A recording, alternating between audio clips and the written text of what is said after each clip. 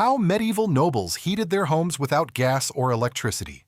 Imagine a medieval winter, icy winds, snow-covered fields, and stone castles that seemed frozen from the inside.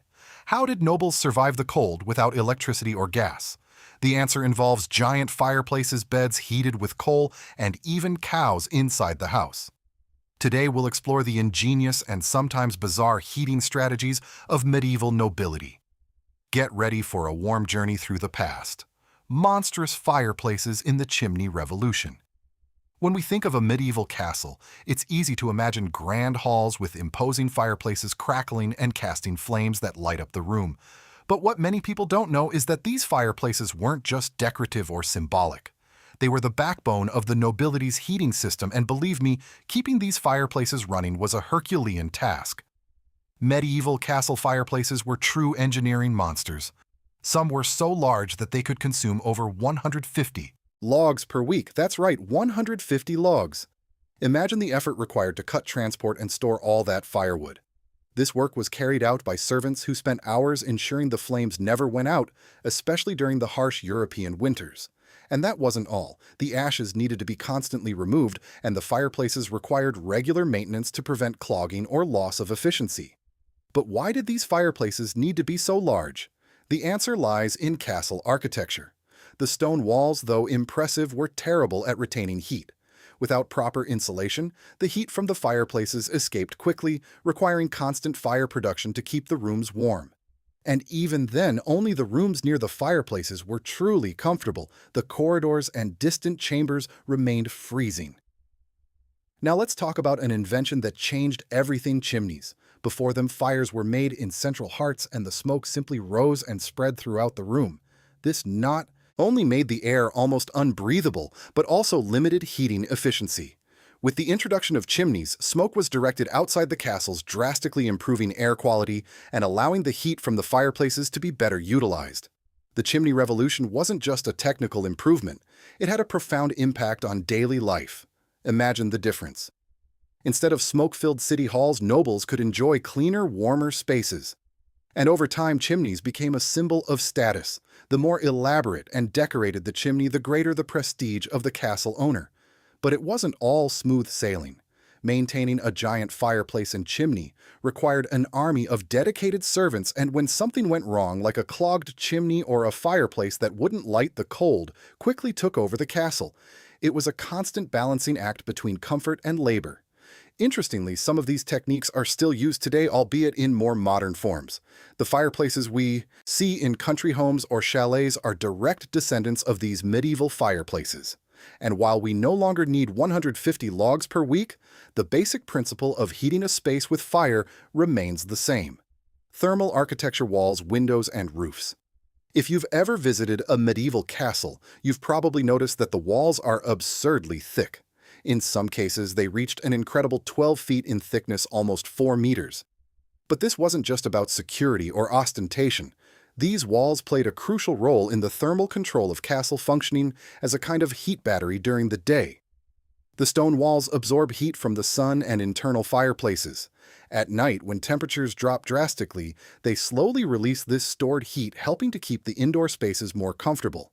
It was a passive system, but extremely effective for the time. Of course, this didn't mean the castles were cozy all the time, but it was a significant advantage compared to the wooden houses of peasants, which barely retained heat. Another fascinating detail of medieval architecture is the design of the windows. Unlike the large windows we see today, castle windows were small and strategically positioned. Most of them faced south, a smart choice to maximize sunlight during the day. Additionally, the small windows helped reduce heat loss, as the glass of the time was thick and inefficient at insulating against the cold. In some castles, the windows were even covered with heavy rugs or curtains at night to prevent heat from escaping. And let's not forget the roofs. While many think that thatched roofs were exclusive to humble homes, the truth is that even nobles used this insulation method. Roofs made of straw, reeds, or even wood created a layer of air between the exterior and interior of the castle, helping to regulate temperature. These materials were lightweight, affordable, and surprisingly effective at keeping heat inside. But medieval thermal architecture wasn't limited to walls, windows, and roofs. The rooms themselves were designed to optimize thermal comfort. Large, high-ceilinged halls, for example, allowed hot air to rise and accumulate at the top, while smaller rooms were kept warmer with individual fireplaces. It was a system that combined functionality and sophistication, showing that medieval people understood much more about thermal engineering than we often give them credit for. Today, many of these techniques are still used, albeit in more modern forms. Thick, well-insulated walls, strategically positioned windows, and roofs with thermal insulation layers are principles that remain relevant in contemporary architecture. And of course, we still use heavy curtains to keep heat inside during winter, a direct legacy of medieval castles. Luxury heating systems, hypocaust, and multi-zones. Imagine entering a medieval castle and feeling the cozy warmth of a crackling fireplace. Now imagine walking through the halls and noticing that each room has its own temperature, almost like a modern central heating system. Well, medieval nobles were thinking about this centuries ago, and their solutions were as impressive as they were ingenious. One of the most sophisticated systems of the time was the hypocaust, a technology inherited from the Romans that functioned as a primitive form of central heating. In castles that adopted this system, the floor was raised on brick pillars, creating a hollow space underneath. A furnace, usually located in an external area, heated the air, which then circulated through these empty spaces, warming the floor and consequently the rooms above. It was an efficient way to distribute heat evenly, especially in large halls and important chambers. But the hypocaust wasn't for everyone. It was expensive, complex to build, and required a dedicated team to keep the furnace running. As a result, only the wealthiest and most powerful could afford it. For most nobles, the solution was simpler but still effective: multiple strategically placed fireplaces. This technique, which we can call multi-zone heating, involved installing fireplaces in key points of the castle. The Great Hall, where parties and meetings took place, had a monumental fireplace. The main bedrooms, where the lord and his family slept, had smaller but equally efficient fireplaces. Even chapels and libraries could have their own heating systems. The result was a castle where each area had its own temperature tailored to the needs of its occupants. And don't think this was just about comfort. Multi-zone heating was also a demonstration of power and status.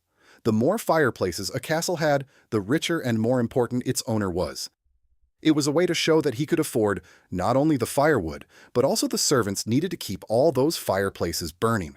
Interestingly, some of these principles are still used today. Modern central heating with thermostats controlling the temperature of each room is a direct evolution of these medieval techniques.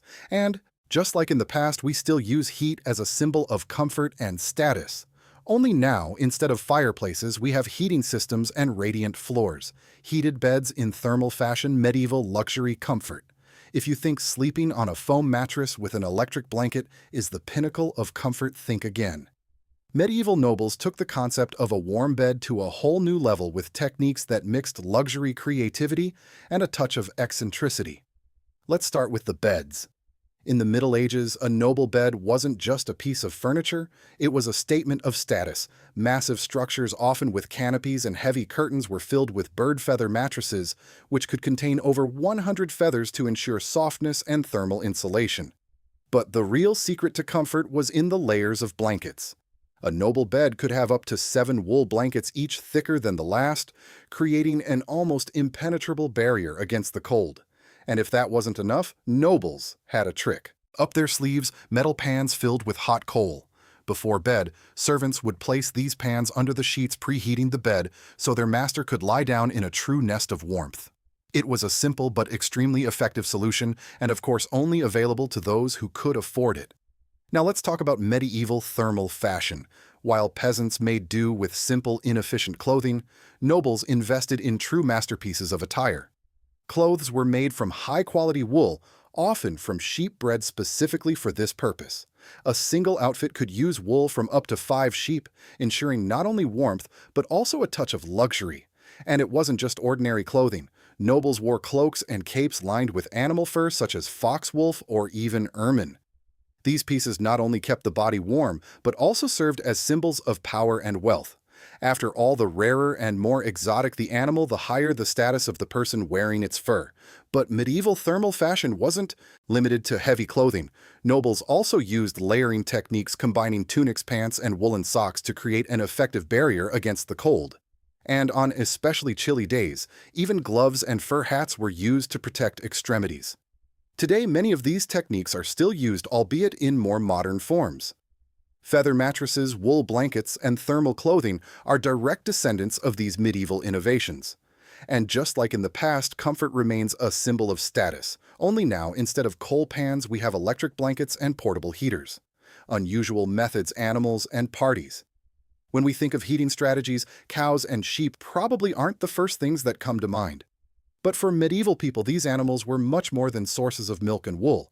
They were essential allies in the fight against the cold. And if that already sounds strange, wait until you hear how medieval parties also served as an effective heating method. Let's start with the animals. In many parts of Europe, especially in rural areas, it was common to bring cows, sheep, and even goats inside the house during winter. This wasn't just about protecting the animals from the intense cold. It was also a practical way to raise the indoor temperature. The body heat of these animals could increase a room's temperature by 5 to 10 degrees Celsius, turning a freezing space into a relatively comfortable one. Of course, this had its challenges. Animals indoors meant strong smells, dirt, and of course noise. But for many families, the benefit of having a little extra warmth outweighed these inconveniences. And for nobles who had servants to handle the cleaning, this practice was even more common. Imagine a grand castle hall with a crackling fireplace and a few calm cows in the corner contributing to the heating. It was the height of medieval pragmatism. Now let's talk about parties. If you've ever been to a crowded party, you know how body heat can transform a space in no time. Medieval. People knew this well and used winter parties as a clever way to heat castles. Large banquets, balls, and social gatherings were organized not just for entertainment, but also to take advantage of the heat generated by guests. Imagine a hall filled with nobles dressed in their finest wool and fur, dancing, eating, and chatting. The heat generated by dozens or even hundreds of people was enough to keep the space comfortable even on the coldest days.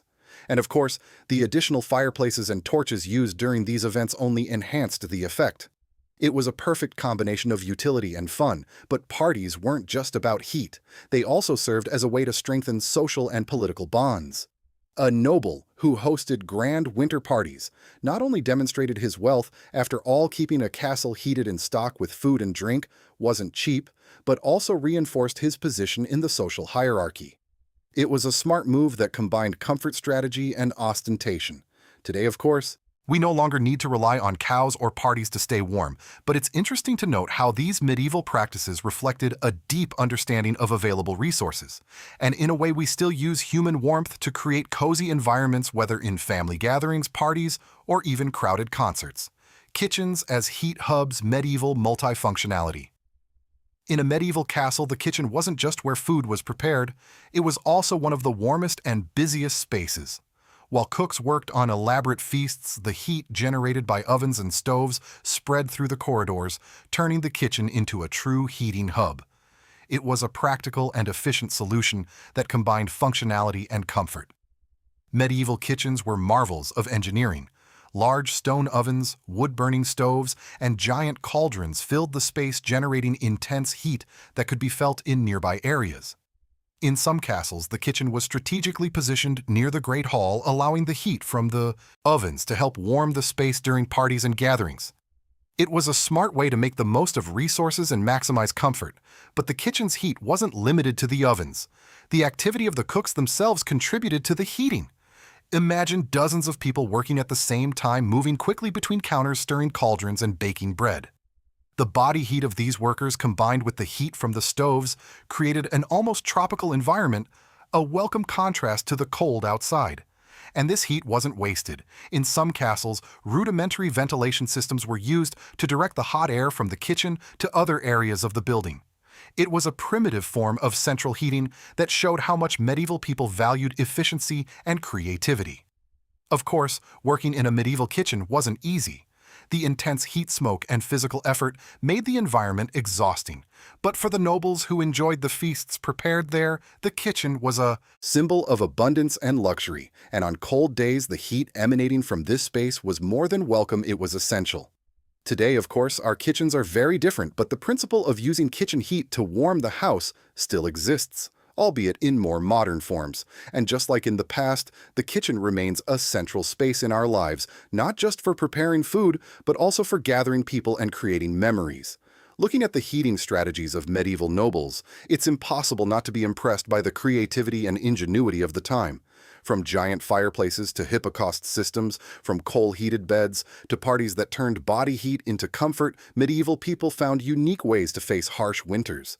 And while many of these techniques may seem strange or even eccentric by modern standards, they reflect a deep understanding of the environment and available resources. But what can we learn from these ancient practices? In a world where technology allows us to control temperature with the touch of a button, it's easy to forget the value of simplicity and efficiency. Medieval solutions remind us that often the best ideas come from necessity and careful observation of the world around us. And in a way, many of these techniques are still present in our lives, whether in the fireplaces we use in chalets, the wool blankets that keep us warm in winter, or even the design of our homes, which still seeks to maximize sunlight and retain heat. So the next time you adjust your thermostat or snuggle under an electric blanket, remember the medieval nobles and their ingenious solutions for facing the cold. And if you enjoyed discovering these historical secrets, give this video a like, share it with those who love curiosities, and subscribe to the channel for more fascinating journeys into the past. After all, history isn't just about what happened, it's also about what we can learn from it.